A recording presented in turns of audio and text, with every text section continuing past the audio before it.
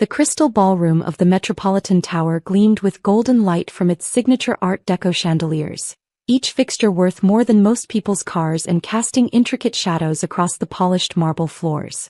Dad had spared no expense for his 60th birthday celebration, transforming the city's most prestigious event space into something worthy of a royal reception. White roses cascaded from towering centerpieces at every table, and a live jazz quartet played sophisticated melodies that floated through conversations peppered with the confident laughter of the city's elite.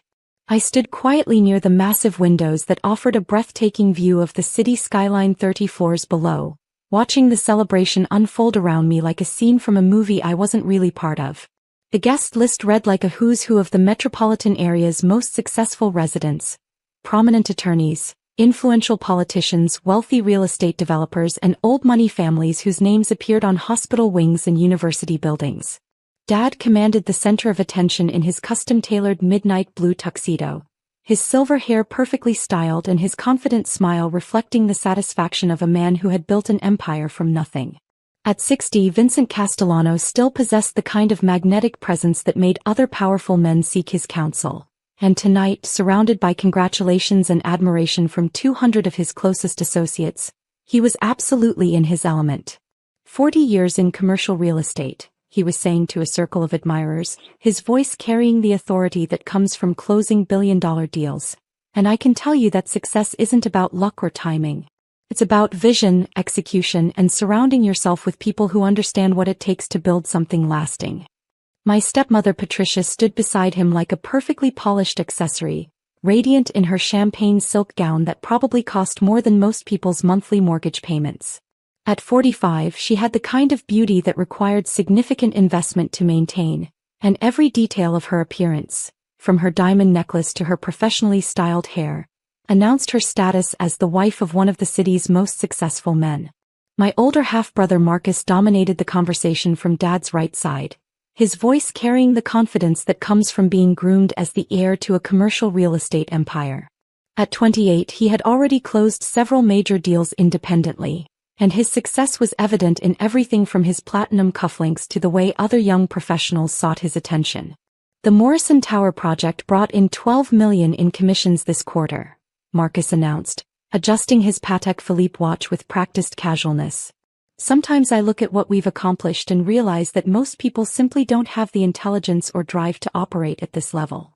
His wife Sophia nodded enthusiastically, her designer dress and flawless makeup serving as testament to the lifestyle that Marcus's success provided. Exactly. It takes a special kind of vision to see opportunities that others miss. Not everyone can think on that scale. I continued sipping my champagne, Dom Perignon naturally because Dad never settled for anything less than the finest, and let their familiar boasts wash over me like expensive background music. They had no idea that the simple black cocktail dress I was wearing had been custom designed by the same fashion house that dressed tech moguls and hedge fund managers, or that the understated pearl earrings I wore were worth more than Marcus's monthly salary. Speaking of vision and long-term thinking, Dad's voice grew louder as he addressed the broader gathering. I want to take a moment to talk about legacy and what it means to build something meaningful that can be passed down through generations. The conversations around us quieted as Dad's authoritative voice commanded attention from across the elegant ballroom. Other guests turned their chairs to better observe the man whose success they all admired and hoped to emulate. When I started Castellano Properties 40 years ago, Dad continued, his tone taking on the practiced cadence of someone accustomed to addressing shareholders and industry conferences, I made a commitment not just to building wealth, but to creating a dynasty that would endure for generations. I wanted to establish something that my children could be proud of, something they could build upon. Patricia beamed at him with practiced adoration, her smile perfectly calculated to convey both love and pride without appearing too eager for the spotlight. Looking at Marcus, Dad went on, his pride evident in every word, I see that vision fulfilled. He's not just following in my footsteps, he's expanding our reach, innovating our approach, and preparing to take Castellano Properties to even greater heights. Marcus straightened in his custom-tailored suit, clearly basking in the public acknowledgement of his achievements. Sophia squeezed his hand, her expression radiating the satisfaction that comes from being married to the family's golden child. Then Dad's gaze found me across the crowded ballroom, and I felt the familiar weight of his disappointment settling over the celebration like an expensive but suffocating blanket. "And then there's Natalie," he said, his tone shifting subtly but unmistakably, the warmth draining from his voice like wine from a broken glass. "My biological daughter, who at 26 continues to disappoint me with her lack of direction and her complete inability to understand what it means to be a Castellano."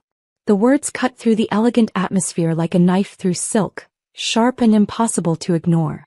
I could feel 200 pairs of eyes turning toward me, some sympathetic, others curious, a few probably grateful that their own family disappointments weren't being aired quite so publicly at such a prestigious event.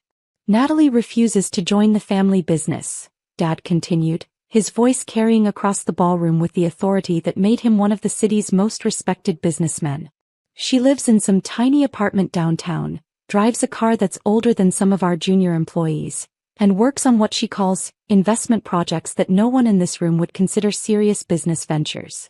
I could hear the soft murmur of conversations starting around the room as guests processed this unexpected turn in what was supposed to be a celebration. Patricia's expression remained perfectly composed, but I caught the flash of satisfaction in her eyes. She had always enjoyed these moments when Dad's disappointment in me became public knowledge. "I've offered her every opportunity," Dad pressed on, apparently committed to making his disappointment a centerpiece of the evening's entertainment.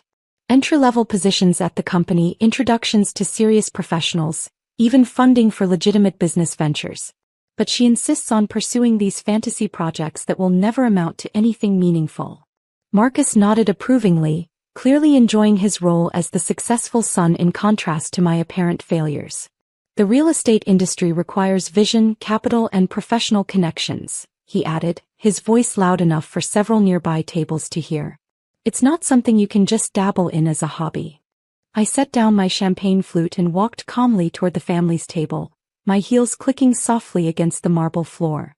The conversations around us grew quieter as people sensed that something significant was about to happen. "Dad," I said quietly, my voice carrying clearly in the sudden hush, "I think there might be some misunderstanding about my work."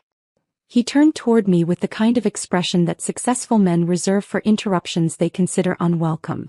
"Natalie, please don't embarrass yourself further by trying to defend whatever it is you think you've accomplished. This is my birthday celebration, and I won't have it disrupted by your delusions of success." "I'm not here to disrupt anything," I replied calmly. "I just thought you might be interested to know that your daughter has been somewhat more successful than you realize." Dad's laugh was sharp and dismissive, the sound carrying across the ballroom like broken crystal. "Success? Natalie, you live in a studio apartment and drive a Honda that should have been scrapped years ago. That's not success, that's barely survival." The circle of guests around us had grown larger, drawn by the increasingly public nature of our family drama. I could see several prominent businesspeople in the crowd, including some whose names I recognized from the Forbes list of the city's most successful entrepreneurs. "Actually," I said, reaching into my purse and pulling out my phone, "I think there might be some confusion about my living situation and business ventures." Dad's expression shifted from annoyance to something approaching anger. "Natalie, I am not going to stand here at my own birthday party and listen to more of your fantasies about being a successful businesswoman. You're embarrassing yourself and this entire family." That's when he made the decision that would change everything. "Security," Dad called out, his voice booming across the elegant ballroom and drawing the attention of every guest in the room. "Security, remove my daughter from this event. She's disrupting the celebration and I want her escorted from the building immediately."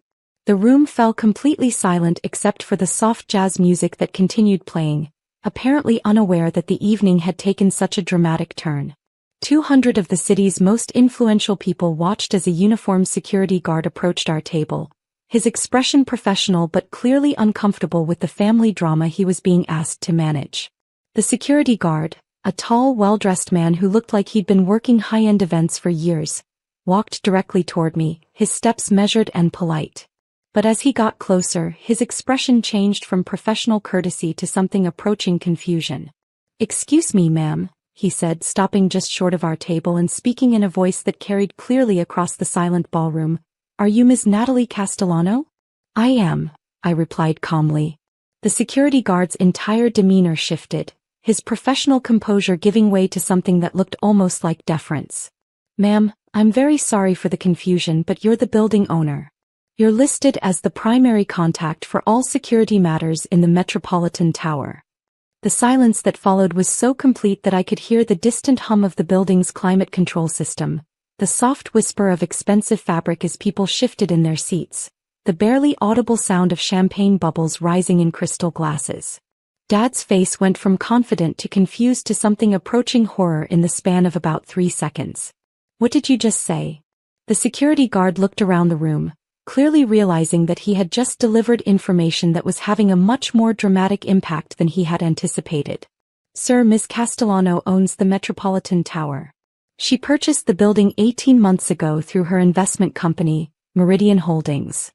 "That's impossible," Dad whispered, his voice barely audible even in the complete silence of the ballroom. I pulled out my phone and opened the property management app that controlled every aspect of the building's operations. "Actually, Dad, it's quite true. I bought the Metropolitan Tower for $247 million in cash 18 months ago when the previous owners were facing bankruptcy." The number hung in the air like a revelation. $247 million. More money than most of the people in this room would see in their lifetimes, and I had used it as a single real estate transaction. "The Metropolitan Tower is part of my commercial real estate portfolio," I continued, showing Dad the screen that displayed my property holdings. "I own 12 commercial buildings across the city, including 3 of the properties that Castellano Properties manages for other investors." Marcus was staring at my phone screen, his earlier confidence completely evaporated. That shows a portfolio worth over $400 million. $437 million to be precise," I confirmed. "Though that's just the real estate holdings. The total investment portfolio is somewhat larger." Patricia had gone completely pale, her carefully applied makeup unable to hide the shock that was written across her features. "How is this possible? You're 26 years old." "I started investing when I was 18, I explained, addressing the entire ballroom since everyone was clearly listening anyway.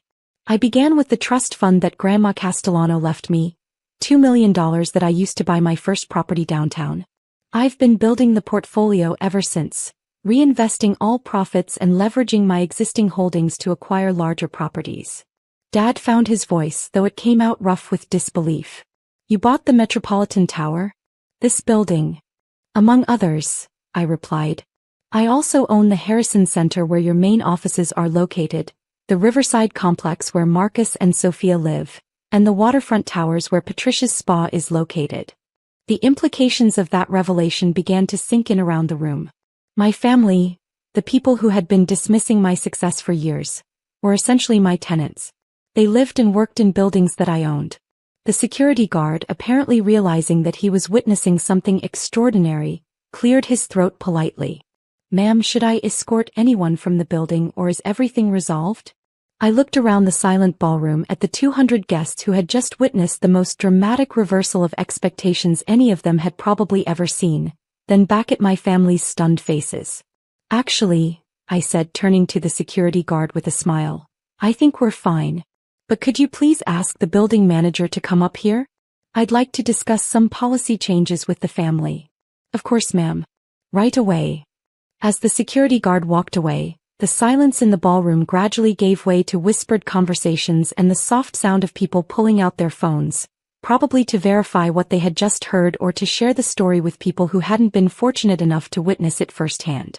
Dad sat down heavily in his chair, his earlier confidence completely deflated. "Natalie, I don't understand. Why didn't you tell us? Why did you let us think that I was a failure?" I finished gently. "Because every time I tried to talk about my investments, you cut me off to explain why real estate required serious capital and professional connections. When I mentioned buying my first property, you told me I was wasting my inheritance. When I talked about expanding my portfolio, you said I was in over my head." I pulled out another document from my purse, the building management report that showed the monthly revenue from all my properties. After a while, I decided to let my results speak for themselves.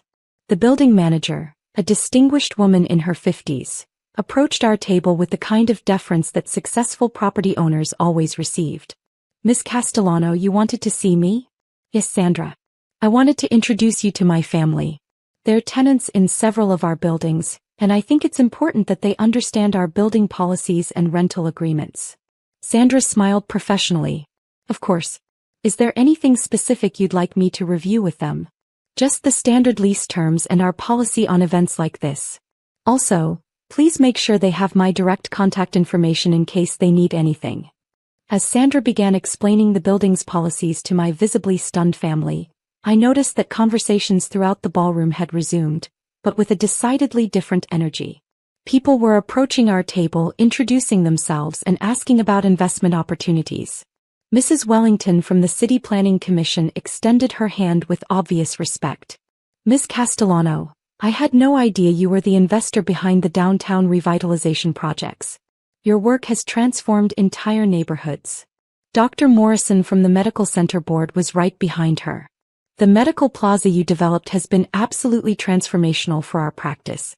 We'd love to discuss expanding our lease. But the conversation that mattered most came when Dad pulled me aside as the evening was winding down. Natalie, he said quietly, his voice carrying none of the authority that had dominated the earlier part of the evening, I owe you an apology. More than an apology. I've been completely wrong about what you've accomplished. I know, I replied, giving him a hug that was long overdue. But maybe now we can start over. As equals. Equals. Dad looked around the elegant ballroom, my ballroom in the building that I owned. Sweetheart, I think you might be a little ahead of your old man at this point. Marcus joined us, his earlier arrogance replaced by something that looked like genuine respect. Natalie, I have to ask, would you consider letting me work with you? Because what you've built is exactly what I've been trying to learn how to do. Of course, I said, pulling out my business card. But you should know that my junior analysts start at entry-level positions, regardless of their last name.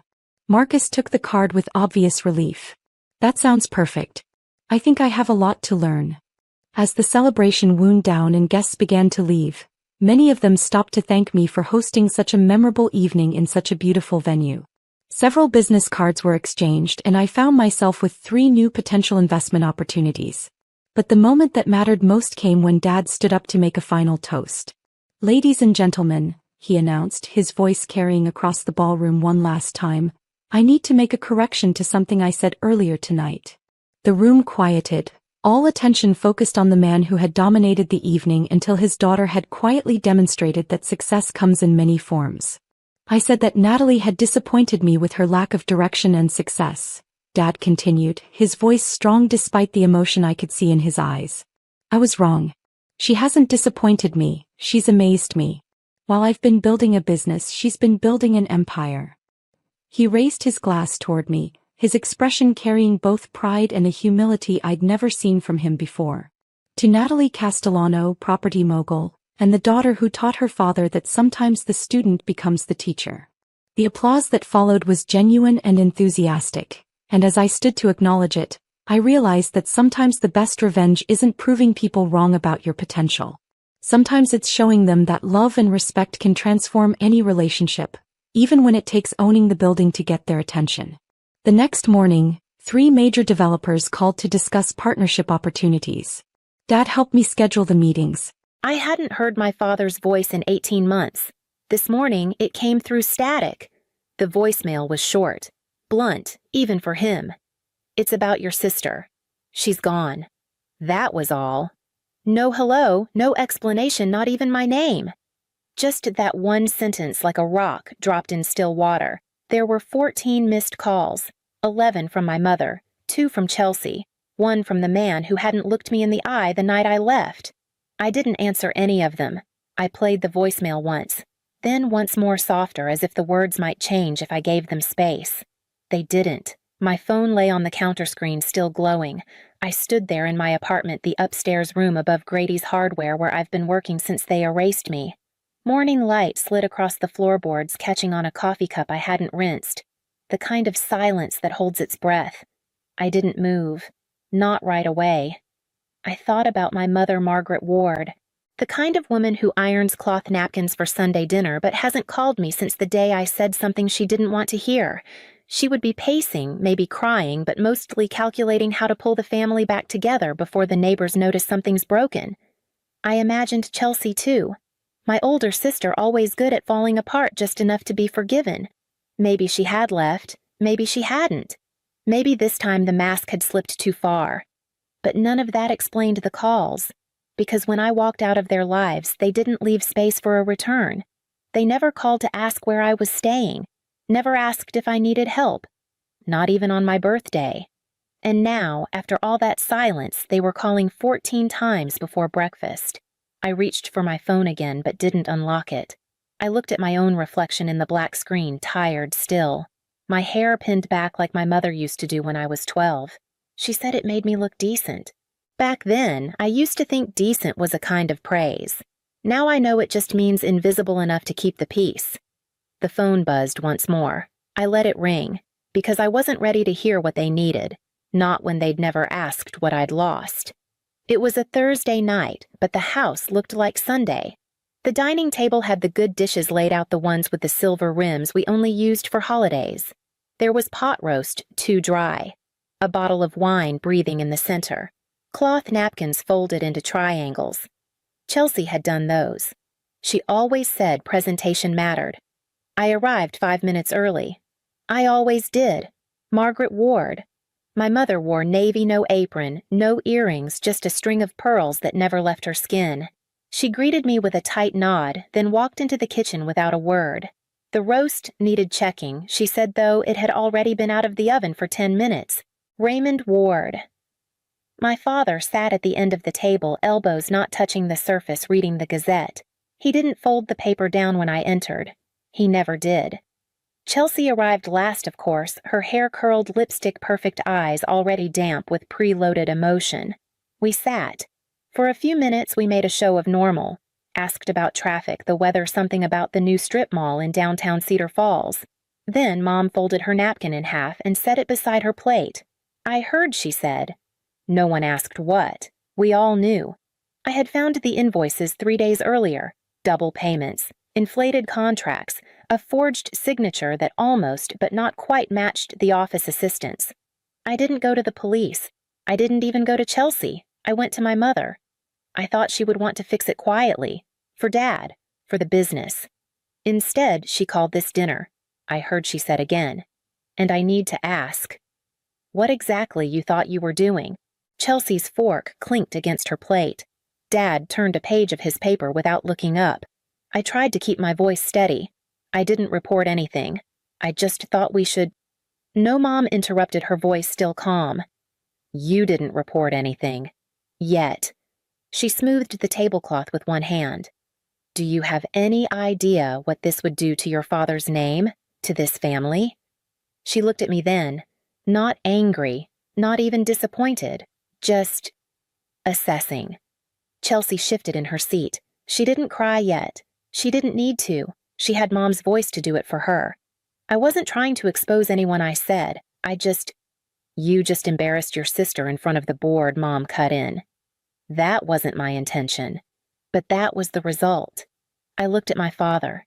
He was watching the article on page B6 like it might dissolve if he blinked. I waited. He didn't speak.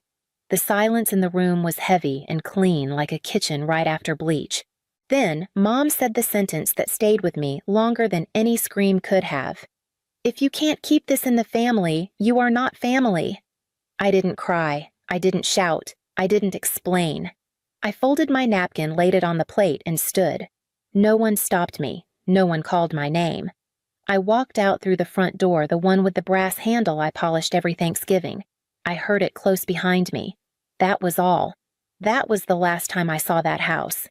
Not because I couldn't go back, but because I finally understood it had never really been mine. Before that dinner, before the invoices, before my name was quietly erased, there were years of staying. Not just staying quiet, staying present, staying useful. I was the one who picked up Dad's prescriptions after his knee replacement when Chelsea forgot twice. I drove him to physical therapy on Mondays and Thursdays, even when I had to leave work early to do it. He never said thank you, but he did grunt once, which for him was nearly sentimental. I cleaned out the garage every spring, not because anyone asked, but because no one else would. I made dinner most Sundays. Mom would say she was tired that her back had been acting up or that the oven wasn't heating right again. So I'd bring over roast chicken or a casserole, something easy, and watch her criticize the salt level anyway. Chelsea didn't cook. She'd arrive late with wine and a new story about someone she knew from yoga or real estate. She'd toss her coat over the banister and kiss the top of Mom's head like a woman in a commercial. I usually did the dishes while they laughed in the other room. When Chelsea's son Ben had strep throat last fall, I left work to pick him up from school. I stayed with him until after midnight, even though Chelsea said she'd be home by 7. She never called. I just waited, made him toast, found an old Looney Tunes DVD he liked. The next morning, Chelsea sent a text, "Thanks for helping out." "You're a lifesaver." No heart emoji, no follow-up, nothing since. Sometimes I wondered if she even remembered that night. Sometimes I wondered if any of them did. The family business Ward and Kinley Construction was supposed to belong to both of us one day. "That's what Dad used to say. Your grandfather built this from nothing, he told us. One day it'll be yours to carry." But when I asked to sit in on quarterly meetings, I was told the room was full. When I brought in a small-town architect for a sustainable housing project, I was told it wasn't aligned with our image. Chelsea once brought in a landscape artist she met at a winery, and suddenly we had an overpriced brochure and a redesigned website. No one asked what I thought. They just asked me to send the invoices. I was the one who processed payroll. Who knew every vendor's daughter's name? Who stayed late when it snowed because the cleaning crew couldn't make it? And still, somehow, I was always the one being told to stay in the background to let Chelsea handle the client-facing stuff because I was better with numbers. That's how it always was. Do the work, stay useful, be invisible. Except once. One Thursday, after a particularly messy winter storm, I stayed late to help the janitorial staff clear a salt spill in the loading area. My hands were raw, the air stung like citrus. I was wearing one of Chelsea's old scarves. She'd left it in the office 3 months ago, never asked for it back.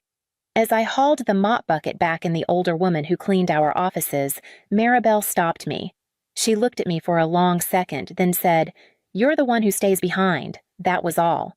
No flowers, no bonus, no praise in the company newsletter.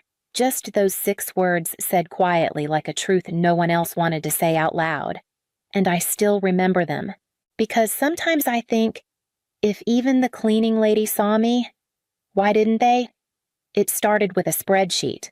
Quarterly numbers didn't match vendor invoices. I thought it was a rounding error at first, maybe a duplicated payment, but the deeper I looked, the more it unraveled. Fake contractors, inflated material costs, a signature that mimicked one of our temp assistants' clothes but off by 1 loop in the G. The paper trail led back to one name. Chelsea. She wasn't clever about it, just confident that no one would ever question her. I printed everything, placed it in a plain manila folder, and took it home. Sat on my apartment floor with a yellow highlighter circling everything twice. I didn't sleep that night. By morning, I knew what I was going to do. Not report it, not go to the board, just tell my mother. I still believed that Margaret Ward, with all her pride and pearls and posture, would want to protect the name more than protect the mess. I was wrong. When I showed her the folder, she didn't even touch it. She listened in silence, standing by the kitchen sink with her arms crossed over her apron like a shield. Then she said, "We'll take care of it." That was all. She didn't ask for copies, didn't question the numbers, didn't deny that Chelsea's name was on the checks. She just said it like a closing argument. I left the folder on the counter untouched. The next morning, I arrived at the office, scanned my badge. Nothing happened. I tried again. A red light blinked. The door stayed locked. I called Maribel. She buzzed me in from the back, said the system had probably glitched, but my computer login didn't work either. My name was gone from the employee portal. My email returned undeliverable.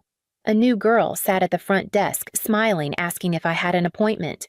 No one said anything. Not my father, not Chelsea, not HR. They didn't fire me. They just erased me, like a typo in a family scrapbook. I walked out without saying a word, just like I had at that dinner table, just like they expected me to. That night, I checked my phone twice. Not because I expected an apology, but I thought maybe Someone might want to explain. They didn't. No missed calls, no voicemails, no messages asking what I'd found, what it meant, what I wanted. Just silence. I kept the folder. Not because I intended to use it, there's still a part of me even now that recoils at the idea of exposure. But I needed proof. Not for a court, for myself. Because when people decide you no longer exist, it helps to hold something real in your hands. Something that says, you were here. You saw it. You weren't wrong. I didn't hear from them after that. Until this morning. Now they're calling again and again, and I have to wonder, is it guilt that brought them back, or is Chelsea in deeper than even I imagined? The silence didn't feel sharp at first. It crept in like cold through old window panes, slow, certain, and hard to notice until it settled into your bones. I moved out of my apartment over the bakery downtown, took a room above Grady's Hardware instead. It was smaller, but the rent was clean and the landlord minded his own business. I liked that. My phone stayed mostly quiet. The only regular notifications were pharmacy reminders and promotional emails from stores I no longer shopped at. No birthdays were missed because no one remembered mine. No holidays ruined because no one invited me. Just clean, unbroken silence. I kept busy. Work at Grady's was simple shelves to restock customers to help deliveries to sign. I started learning the names of screws, the different kinds of lumber. There was comfort in things that did what they said they'd do. Every Wednesday night I made pasta, a habit I couldn't shake. I still cooked like someone might show up. No one ever did. Chelsea's scarf hung behind my door, same one I wore when Maribel thanked me. I thought about returning it once months ago. Folded it neatly, placed it in a small box. Even wrote her name on the corner in pencil like she might forget it was hers. I picked up my phone that night, found her contact, stared at it. And then I didn't call. I turned off the lamp, slid the box back under my bed. Chelsea hadn't asked for the scarf. I figured she wouldn't miss it. Maybe that's what made it easier to hold on to. There were moments, quiet, forgettable ones, when I almost reached out. When I read a headline Dad would have argued with.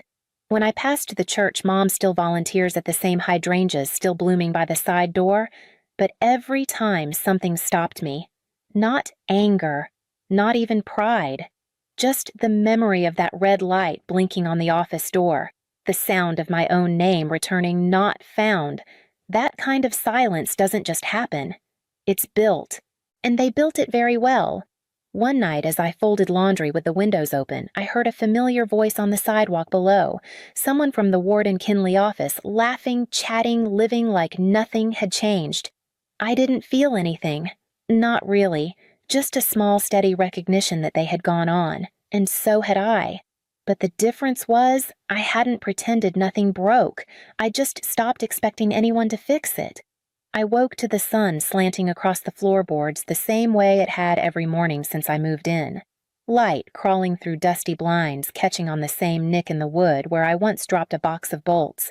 I boiled water for tea, sat at the counter, scrolled past an email from the hardware distributor, a coupon for winter gloves, junk. Then I saw them. 14 missed calls, 11 from Mom, 2 from Chelsea, 1 from Dad. I didn't panic. Not even curiosity came quickly. It was more like an old coat being pulled off a hook, familiar heavy, and not entirely welcome. I waited almost an hour before pressing play. It's about your sister. She's gone. His voice was flat, not shaken, not broken. Gone. Not missing. Not hurt. Not specific. Just gone. I replayed the message, leaned against the sink, watched the steam rise from my mug like something escaping. What did gone mean? Chelsea had a way of disappearing without going far. Trips to Palm Springs that turned into 3 weeks. Yoga retreats with no signal. Men with second homes and no wives. But this wasn't from her. It was from them. From the people who had scrubbed me out of their photos, their dinners, their company's payroll. And now suddenly they needed me. Needed something. I didn't know what exactly. But I knew what it wasn't. It wasn't a real invitation. Not to return. Not to belong. Not to be seen. I looked at the scarf again, still hanging by the door. Still untouched. For a second I thought about packing it, dropping it off, sending a text. Found this, thought you might need it, but I didn't move, because I knew the difference now, between needing someone and needing someone to clean up the mess. They hadn't called because they missed me. They called because the person they protected had finally slipped too far. And for the first time, there was no one left to blame but themselves. I finished my tea. Let the voicemail sit there. Then, without a second thought, I pressed delete. The voicemail was gone. The screen now blank, like it had never lit up with their names at all. I made tea again just for the warmth. The mug left a faint ring on the counter, which I wiped away without thinking. Then I walked to the drawer beside the bed, the one with the things I never fully unpacked. Inside, still sealed and untouched, was the manila folder. Chelsea's invoices, the forged signatures, the spreadsheet I printed at midnight with my heart pounding like I was stealing from my own blood. For months I kept it, not to use, not to threaten, just to know I hadn't imagined it, that I hadn't broken something that was already cracked. I flipped through the pages once more, slowly, like they might speak. They didn't. Not even paper can hold meaning forever. I fed them through the shredder, one by one. The whirring blades the only sound in the room. When I finished, I ran my hands along the empty folder, then folded it in half and dropped it in the trash. Not because they deserved my silence, but because I didn't need to hold their lies anymore. Next, I picked up my phone. Blocked Chelsea's number first, then Mom's, then Dad's. The screen prompted me. "Are you sure you want to block this contact?" I tapped yes 3 times each with the same stillness as pouring a glass of water. No rage, no relief, just done. Outside, the wind picked up, rattled the old window panes like it always did around this time of year. I pulled Chelsea's scarf from the hook and held it once more. The fabric smelled like dust now. I placed it in the donation box by the door, folded neatly. No note. Let someone else find use in what was never really mine to begin with. By noon, the apartment was quieter than usual. Not silent, just finally at peace.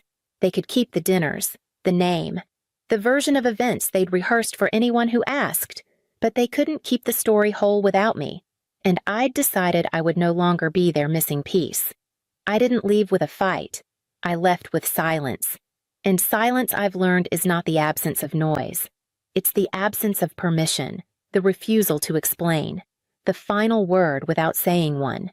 They might tell the story differently now, say I was overreacting, say I ran, say I never understood how family works. But stories need all their characters to stand. And I've stepped out of the frame. I didn't leave quietly. I stayed quiet, and that was louder than they ever expected. If silence ever cost you everything, just leave a dot. The house smelled like cinnamon and butter and something older like memory if memory had a scent. I had been in the kitchen since just after sunrise, chopping onions with cold hands and peeling apples one by one. The turkey was in the oven by 10. By noon, the stuffing was cooling on the counter and the apple pie was resting on the windowsill the way Grandma used to do back when the house still felt full. It was Christmas Day, and I was trying again to make it feel like it used to. "My name's Claire. I'm 28, a UX designer at a studio in Seattle called Blue Fern, but I've been back in Tacoma for 3 years now. Moved home when my mom was about to lose the house. It was supposed to be temporary.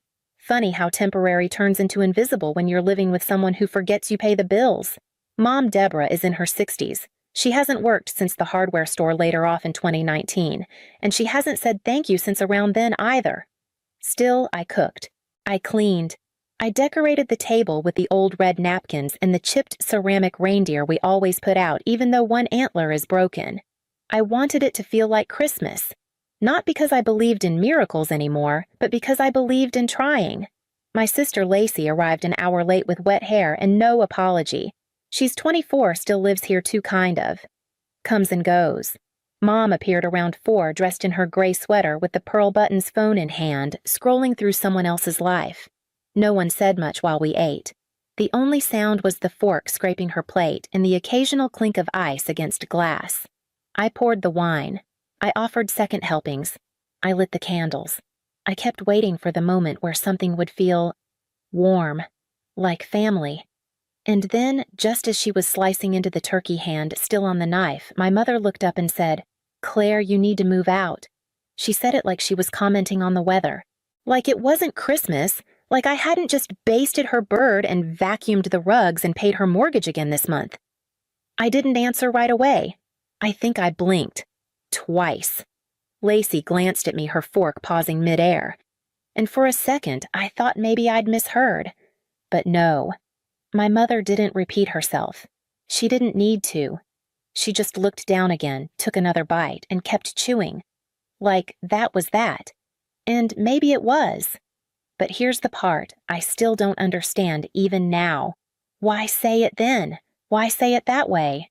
What had I done that made my presence less welcome than silence? I didn't say anything. Not then. Instead, I set my fork down slowly the way you do when something inside you stops moving, but you're not sure what yet. I looked at the table I had set the turkey I had roasted the pie cooling behind us.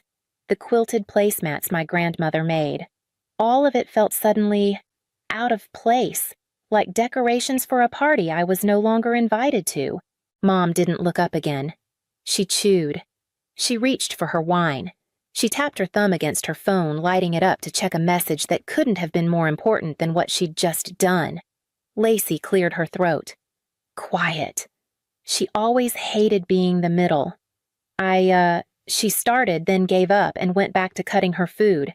I finally spoke, voice low but steady. "Really?" I said.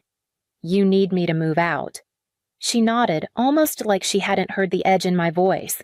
Then she shrugged and said, "It's time I had my space back." Her space. The house I saved. The home I paid for every month, every bill, every grocery run, every oil change and air filter and broken garbage disposal. The space she hadn't been able to keep when I moved back. 3 years ago, she'd been on the brink bills, unopened on the kitchen table, water heater leaking power shut off twice. I came home thinking I could help, and I did. Quietly, fully. I never asked her to split the mortgage. Never asked her to thank me. Never even corrected her when she told neighbors she was helping me get back on my feet. But now what she wanted the space back. Like I was a piece of clutter she'd been meaning to get rid of. I looked at her, then really looked. Her hair was shorter than usual, her lipstick too dark. Her eyes never met mine. It wasn't anger I felt, not yet. It was something colder. Recognition. She wasn't saying this out of nowhere. She'd been thinking it, sitting with it, maybe even rehearsing it. And the fact that she chose now Christmas dinner when I had done everything I could to make the house feel warm again, that said more than I think she meant it to. She didn't care how it landed. She just wanted it said. So I nodded. I didn't protest, didn't cry, didn't ask when or why or how soon. I just folded my napkin, placed it on the plate, and stood up. Behind me, the candles flickered a little. No one reached out. No one followed. I walked to my room and shut the door, but I couldn't stop hearing it, her voice flat final. "You need to move out," and the echo behind it louder than anything she'd said, "You don't belong here." I sat on the edge of the bed for a long time that night. Didn't pack, didn't cry, just sat. Hands folded in my lap like I was waiting for something, some knock on the door maybe. A voice asking if I was okay. Even just footsteps coming down the hall. But the only sound was the distant hum of the dishwasher and the faint clink of glass from the kitchen like someone poured another drink. I stared at the bookshelf across from me. 3 years of quiet labor, stacked up utility bills, cookbooks, a candle I bought for the guest bathroom and never lit. On the dresser, folded carefully, was the one thing I knew I'd take, the quilt. My grandmother made it the year I turned 15. It was a patchwork of old family fabrics, my dad's flannel shirt scraps from Mom's apron, even a square of Lacey's baby blanket. She said it was a keeper of warmth. I hadn't slept under it in months, too afraid it would start to smell like a house that had stopped feeling like home. I stood and started gathering what I needed, slowly, not with panic, not with grief, just motion. A small duffel bag, my laptop, chargers, the quilt, a framed photo of my dad taken the last Christmas we had together. I left the rest. clothes in drawers, shoes by the door. The mug I always used in the morning with the tiny chip on the rim. Left it all. I didn't know where I'd go yet, but I knew I couldn't stay. And that was the strangest part, how easy it felt to leave. Not because it didn't hurt, but because the weight of staying had finally become heavier than the weight of the unknown. I slept in jeans that night, on top of the covers, with my coat nearby and my bag zipped, just in case I changed my mind by morning. But I didn't. The next day, while the house was still quiet, Mom asleep, blinds drawn, I walked out the front door and down the icy steps. No note, no explanation, no performance. Just the quietest goodbye I could give. I caught a bus across town to Lena's place, my friend from work, the one with too many throw pillows and a cat named Oliver who hates everyone. She let me in without asking why. I sank into her couch quilt in my lap coat still on and stared at the ceiling like it might offer some clue for how I got here. Not physically, emotionally. How do you go from savior to stranger without anyone noticing? 3 days passed. No calls, no texts, no knock on the door. I kept my phone face down most of the time. Not because I didn't want to hear from her, but because I knew she wouldn't reach out. And that silence was heavier than I expected. Lena made space for me in her guest room, though I insisted the couch was fine. I wasn't planning to stay long, just long enough to breathe without apologizing for it. Then one morning, while I was pouring coffee into a chipped mug that said, "World's okayest human," my phone buzzed. A message. From Lacey. "You won't believe what Mom's been telling people." That was all it said. I called her immediately. She picked up on the first ring, whispering like she didn't want Mom to hear. "She's telling everyone you screamed at her," Lacey said. "That you had some kind of breakdown at dinner and stormed out slamming doors. She says you abandoned her on Christmas." I didn't speak. I just listened. "She's already talked to Aunt Janice, Uncle Rob, a few cousins. They think she's heartbroken. Like you left her without warning after everything she's done for you." There was that line again. After everything she's done for you. As if keeping me alive 2 decades ago was a debt I was still meant to repay. Lacey sighed. "Claire, I know what happened. I was there. I just thought you should know what's going around." "Thanks," I said softly. "Really?" We hung up. I stood in Lena's kitchen for a long time, the mug going cold in my hands. It wasn't the lie that hurt most. It was how easily people believed it. By that evening, I'd been removed from the family group chat. A cousin unfriended me on Facebook. One of Mom's church friends posted something vague about kids these days having no loyalty. I considered doing nothing, staying silent, rising above. But silence was what she counted on. So I did something else. I sat down, opened my laptop, and wrote. Not a rant, not a revenge piece, just the truth. I moved back in 3 years ago to help my mom keep the house. I paid the bills, the mortgage, and did what I could to make things stable again. On Christmas, I made dinner. I set the table. I lit the candles. And after the turkey was served, she looked at me and told me it was time I moved out. I didn't yell. I didn't slam anything. I just left. Because it was clear I wasn't welcome anymore. I'm not posting this for pity. I'm posting this because the version of me she's sharing isn't real. I hit publish. Then I closed the laptop and walked away. Didn't check the comments. Didn't refresh the screen. Just sat by the window quilt in my lap watching the clouds roll in over the city. The truth was out there now. And whether anyone believed it? Well, that part I didn't control. But what happens when the lie is more convenient than the truth? I didn't check my phone that night. I made a cup of tea, sat on the floor with Oliver the cat curled against my leg, and let the quiet settle like dust in the corners of the room. There was a strange kind of peace in letting go of control. By morning, I woke to more notifications than I'd seen in months. Texts, missed calls, emails, a few messages from people I hadn't spoken to since high school. I almost didn't open any of them. But curiosity is a persistent thing. The first message I read was from Aunt Lisa.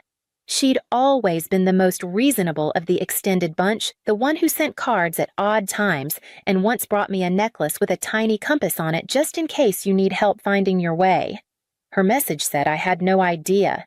I'm so sorry for believing otherwise. Your post, it changed how I see everything. I sat with that sentence for a long time. Then came a DM from my cousin Caleb. We hadn't spoken in years, but he wrote, "Honestly, we always wondered why your mom treated you the way she did. It just never made sense. It was validating. And somehow it hurt. Because if they saw it, if even part of them knew something was wrong, why hadn't anyone asked sooner? Why hadn't anyone reached out when I was still in that house paying those bills, setting that table alone?" Not everyone responded. Some people stayed quiet. Others, I think, unfollowed me out of guilt or discomfort. A few left neutral face emojis under my post, like they weren't sure what to feel. And then there were the ones who doubled down. A message from Mom came in around noon. Not a call, just a wall of text. "I can't believe you'd humiliate me like this. You twisted everything. You're always the victim, Claire. You always have been. No apology, no acknowledgement. Just control reasserting itself." I didn't reply. I didn't even screenshot it for proof. I just stared at her words until the screen dimmed, then flipped the phone face down again. That was the thing no one tells you about finally speaking the truth, even when people believe you the damage is already done. You don't get the old version of your life back. You don't get the family photo back on the hallway wall. You just learn to live without it, and slowly you start deciding what to hang in its place. It happened on a Thursday. Gray skylight drizzle, the kind of cold that settles into your sleeves no matter how tightly you wrap your coat. I had just come back from the grocery store bag of Lemon's coffee filters and a loaf of sourdough I didn't need but wanted. I was halfway up the stairs to Lena's apartment when I saw her, my mother, standing at the top landing holding a pie in a plastic bakery box, the kind with the crimped edges and barcode still stuck to the bottom. Apple, of course.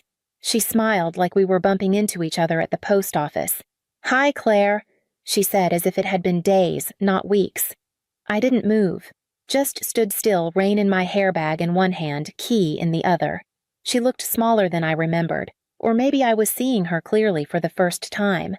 "I brought pie," she said, lifting it a little like that, explained everything. I walked the last few steps, unlocked the door, but didn't open it fully. Just stepped outside and stood in the hallway. She didn't ask to come in. Instead, she started talking. "I miss you," she said. "Things haven't been the same without you. Maybe we could have dinner sometime. Talk things through." I looked at her, then really looked. No tears, no apology. Just a mother trying to reset the board without acknowledging the last move. So I asked, simple as I could, "Are you here to apologize?" She blinked, then she said, like it was the most reasonable thing in the world, "I don't think I need to. I think we both made mistakes." That was her answer. Her version of peace. Her need to keep the story mutual equal safe. I nodded once. Not in agreement, but in understanding. "I wish you well," I said. Then I stepped back inside and closed the door. Didn't slam it, didn't raise my voice, just closed it. Because there was nothing else left to say. And more than that, I wasn't angry anymore. I was just done. Life didn't change overnight, but it shifted, little by little. I found a small studio apartment a few weeks after the door closed, just outside the city, tucked above a bookstore that always smelled like paper and peppermint. The space was old but clean. Wood floors, a crooked window that caught the afternoon sun, walls that didn't echo with someone else's disappointment. I bought a couch secondhand from a woman named Ruth who insisted on giving me a throw blanket just because. I set up a tiny table by the window, planted a pothos in an old ceramic bowl, and let it take its time finding the light. I drank my coffee slowly, without earbuds, without whispers through the wall, and for the first time in years, I didn't feel like I had to explain why I was tired or quiet, or not in the mood to talk. Silence no longer felt like punishment. It felt like peace. Lena helped me move in. Oliver the cat came by once, hissed at the baseboard, and left. That felt right, too. Then one afternoon, my phone buzzed. Lacey. She asked if I had time for coffee. We met at a small cafe downtown, the kind with chalkboard menus and mismatched chairs. She looked tired older somehow, not in years, but in weight. After some small talk, she finally said, "Things got worse after you left." I didn't ask for details. She gave them anyway. The mortgage was slipping behind. The power had been shut off once. Mom blamed the electric company, blamed the economy, blamed me. "She's spiraling," Lacey said. "But I guess you knew that." I nodded. Then she looked straight at me. "You did the right thing by leaving," she said. "You should have done it sooner. I didn't know how much I needed to hear that until I did." We sat in silence for a bit, shared a lemon bar, talked about nothing. Before we left, she added, "I'm thinking of leaving too. Just need to figure out how." I reached for her hand and gave it a quiet squeeze. "I can't pay your way," I said, "but I won't let you drown." And for the first time in a long time, we walked out of a place side by side. It's been a few months now. The pothos is still growing. The quilt stays folded at the foot of the bed, its corners soft from years of use. I haven't washed it since I left. I don't think I will. It still smells like something I can't name but want to keep. I see Lacey sometimes. We don't talk much about home, but we talk. She sends me photos of apartments she's thinking about. Tiny kitchens, brick walls. One had yellow curtains and a view of nothing but. She smiled when she showed it to me. That was enough. I started baking again. Not often, just when it feels right. Apple pie once. Not for anyone, just to see if I remembered how. It burned a little around the edges. Still tasted like something worth keeping. I haven't taken down the post. People stopped talking about it weeks ago, but I leave it up not for them, for me. Because there's a difference between moving on and pretending it never happened. Mom hasn't reached out again. I don't expect her to. Sometimes I think about that pie she brought to my door, still in the box, still cold. I never opened it. Some things don't need to be tasted to be understood, and some goodbyes don't need to be loud to last. She didn't teach me how to stay. She taught me how to leave with grace,